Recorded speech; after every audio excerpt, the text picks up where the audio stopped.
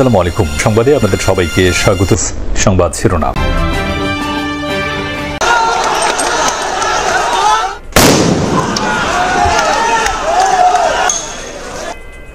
গভীর রাতে ঢাকা বিশ্ববিদ্যালয় ও ঢাকা কলেজ শিক্ষার্থীদের সংঘর্ষ, ভ্রাম্যমাণ দোকান বসানো নিয়ে বিরোধ, পরিস্থিতি নিয়ন্ত্রণে আনে পুলিশ।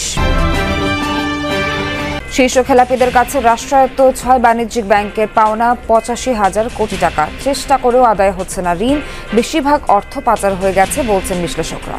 যেগুলোকে ইচ্ছাকৃতভাবে খেলাপি হয়েছে সেগুলো ডেফিনেটলি সেগুলো তো অবশ্যই আদায় করা একটু ঝামেলা হবে, কারণ এর তো ফান্ড ডাইভার্ট করে আইদার আপনি বিদেশে পাচার করে দিচ্ছেন। সৌদি আরব ও কাতারের মধ্যস্থতায় থামল আফগান পাকিস্তান সংঘাত, সীমান্তে তুমুল সংঘর্ষে দুপক্ষে ব্যাপক হতাহতের দাবি। চাকসু নির্বাচনের প্রচারণা শেষ হচ্ছে আজ, শেষ সময়ে ভোটারদের কাছে টানতে ব্যস্ত প্রার্থীরা। রাকসুতেও জমজমাট প্রচার। মধ্যরাতে ঢাকা বিশ্ববিদ্যালয় ও ঢাকা কলেজ শিক্ষার্থীদের মাঝে সংঘর্ষ, ধাওয়া পাল্টা ধাওয়ায় উত্তপ্ত হয়ে ওঠে নীলক্ষেত এলাকা। বিশ্ববিদ্যালয়ের শাহনেওয়াজ হলের সামনে ভ্রাম্যমাণ দোকান বসানোকে কেন্দ্র করে দুপক্ষের সংঘর্ষ শুরু হয়। এ সময় কয়েকজন শিক্ষার্থী সহ এক সাংবাদিক আহত হয়। রাত 1:30টার দিকে শুরু হওয়া এই সংঘর্ষ চলে 3টা পর্যন্ত। পরে পুলিশ এসে দুপক্ষকে ছত্রভঙ্গ করে পরিস্থিতি শান্ত করে।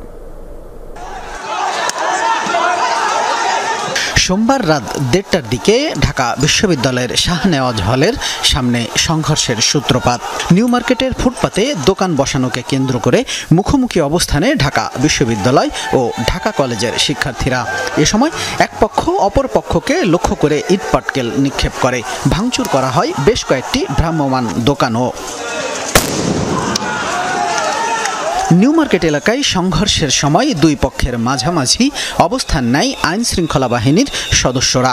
পরিস্থিতি নিয়ন্ত্রণে দুপক্ষকে ধাওয়া দিয়ে সরিয়ে দেয় পুলিশ। ঘটনাস্থলে যান ঢাকা বিশ্ববিদ্যালয়ের ভিপি সাদিক কায়ুম। দুই পক্ষকে বুঝিয়ে শান্ত করার চেষ্টা করেন তিনি।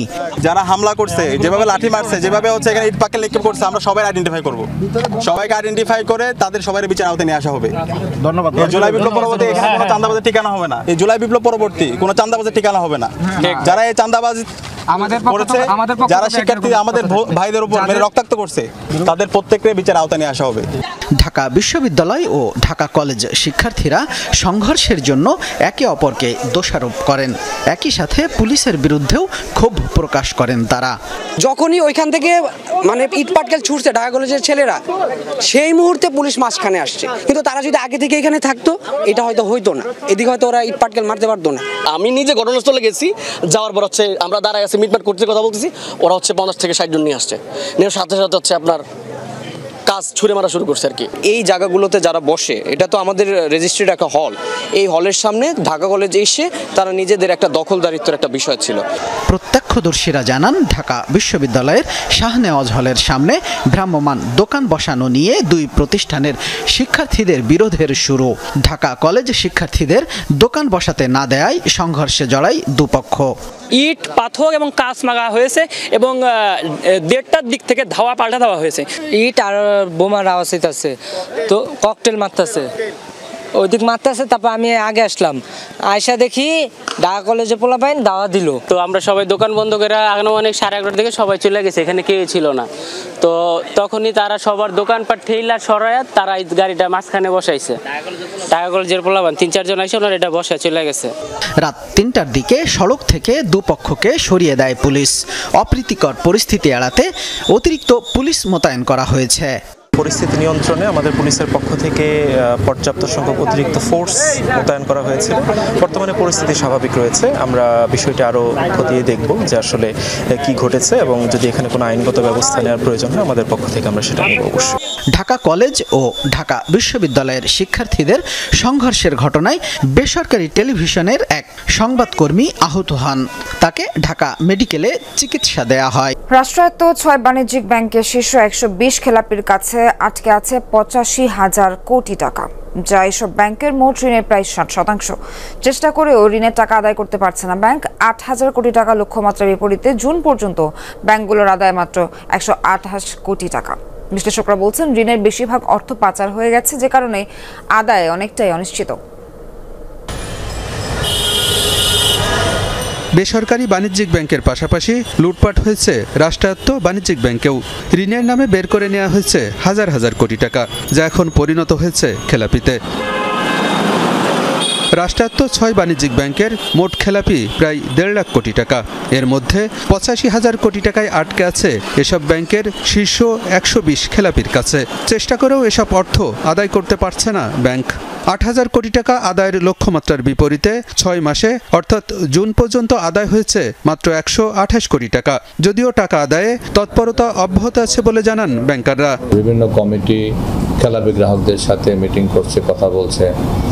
প্রচলিত যে আইনগত পদক্ষেপ, তার পাশাপাশি আমরা সমঝোতার মাধ্যমে আলোচনার মাধ্যমে আমাদের খেলাপি গ্রাহকদের সাথে বসে আমরা খেলাপি ঋণগুলো আদায়ের প্রচেষ্টা অব্যাহত রেখেছি। খেলাপি ঋণে সবচেয়ে নাজুক অবস্থায় জনতা ব্যাংক। শীর্ষ 20 খেলাপি গ্রাহকের কাছে প্রায় 54,000 কোটি টাকা আটকে থাকলেও 6 মাসে আদায় হয়েছে মাত্র 15 কোটি টাকা। অগ্রণী ব্যাংকের আদায় 19 কোটি, আর রূপালী ব্যাংক 90 কোটি এবং সোনালী ব্যাংক আদায় করেছে মাত্র 50 লাখ টাকা। এছাড়া বেসিক ব্যাংক 10 লাখ ও বিডিবিএল এর আদায় 3 কোটি টাকার কিছু বেশি। রাজনৈতিক প্রভাব খাটিয়ে নেওয়া এসব ঋণ আদায় অনেকটাই অনিশ্চিত বলে মনে করেন বিশ্লেষকরা। যেগুলোকে ইচ্ছাকৃতভাবে খেলাপি হয়েছে সেগুলো ডেফিনেটলি, সেগুলো তো অবশ্যই আদায় করা একটু ঝামেলা হবেই, কারণ এর তো ফান্ড ডাইভার্ট করে আইদার আপনি বিদেশে পাচার করে দিচ্ছেন অথবা আপনি অন্য কোনো কাজকর্ম করে যেখান থেকে ফান্ডগুলো উদ্ধার করার ব্যাপার না। ব্যাংক কর্তৃপক্ষ তো আর কতটুকু তারা পাওয়ারফুল যারা এগুলো করতে পারবে, সেখানে definitely government must come forward. Bangladesh bank বলছে ঋণের টাকা আদায়ে ব্যাংকগুলোকেই উদ্যোগী হতে হবে। প্রয়োজনে আইনের আশ্রয় নেওয়ার কথাও বলেন কেন্দ্রীয় ব্যাংকের মুখপাত্র। আদায় যেভাবে হোক বাড়াতে হবে, এবং আদায় পরিস্থিতি যদি দেখা যাচ্ছে যে আদায় করা যাচ্ছে না, গ্রাহকের সাথে যোগাযোগ স্থাপন করা যাচ্ছে না, সেক্ষেত্রে আইনের আশ্রয় নিতে হবে এবং তাদের যে সকল কোলাটেরাল আছে সেগুলোকে আইনের মাধ্যমে ব্যাংকের করায়ত্ত করে সেগুলো মালিকানা সেগুলো লিকুইড করে দায় কমানো, এই পদক্ষেপ নিতে হবে। ঋণ আদায় বাড়াতে না পারলে ব্যাংকগুলো বড় ধরনের সংকটে পড়বে বলেও আশঙ্কা সংশ্লিষ্টদের। সৌদি আরব কাতারের মধ্যস্থতায় পাকিস্তানের সাথে সংঘাত থামিয়েছে আফগানিস্তান। সংবাদ সম্মেলনে এমনটা জানিয়েছেন আফগান পররাষ্ট্রমন্ত্রী। এর আগে সীমান্তে ব্যাপক সংঘর্ষ হয় দুদেশের সেনা এবং যোদ্ধাদের। আফগানিস্তানের 58 পাক সেনা হত্যার দাবির বিপরীতে 200-রও বেশি তালেবান যোদ্ধাকে হত্যার দাবি করেছে ইসলামাবাদ। সংঘাতের জেরে বন্ধ ঘোষণা করা হয়েছে পাকিস্তান আফগানিস্তান সীমান্ত।